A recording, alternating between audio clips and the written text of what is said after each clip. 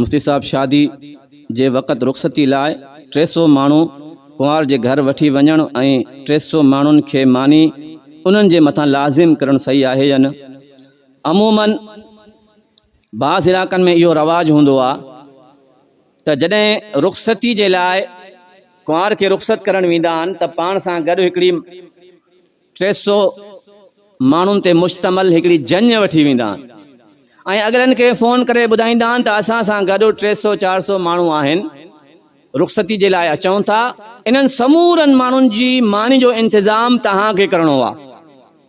इहो मुतालबो हूंदो आहे उन्हनि सां, इहो मुतालबो हूंदो आहे। इहो मुतालबो करणु उन्हनि जे मथां लाज़िम करणु इहो बिल्कुलु नाजाइज़।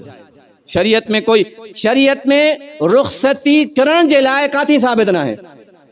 अमूमन जेकी रुख़सती थी आहे न, उहे कुंवार वारा पंहिंजी कुंवार घोट जे घर पुॼाए वेंदा, जेको शरीयत में साबित। जेको वञूं था इहो अगरचे जाइज़ आहे, वञणु रुख़सती कराए अचणु इहो बि जाइज़ आहे, लेकिन शरीयत में जेके सुन्नत तरीक़ो आहे त कुंवार खे कुंवार जा मालिक वारिस घोट जे घर पुॼाए ईंदा हुया। इहो शरीयत जो तक़ाज़ो आहे, सुन्नत बि इहो आहे। जेकॾहिं असां इहो तरीक़ो इख़्तियार कयूं था जेको असांजे रवाज में आहे, त इन में कुंवार जे घर वारनि जे मथां मानी लाज़िम करणु इहो जाइज़ न आहे।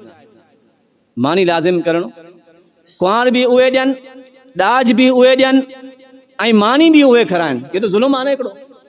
त इहा शइ उन्हनि जे मथां लाज़िम न आहे करणी। हा, जेकॾहिं तव्हां चंद माण्हू रुख़सती जे लाइ विया आहियो, पंहिंजी ख़ुशी सां रज़ामंदी सां तव्हांखे चांहि पियारनि था या तव्हांजो कुझु मुख़्तसर इकराम करनि था पंहिंजी ख़ुशी ऐं रज़ा सां, त पोइ इहो जाइज़ आहे। जेकॾहिं घोट वारा लाज़िम रखनि था तव्हांखे 300 माण्हुनि जी मानी कराइणी आहे, त इहा शइ जाइज़ न आहे। अल्लाह से सम्झणी तौफ़ीक़।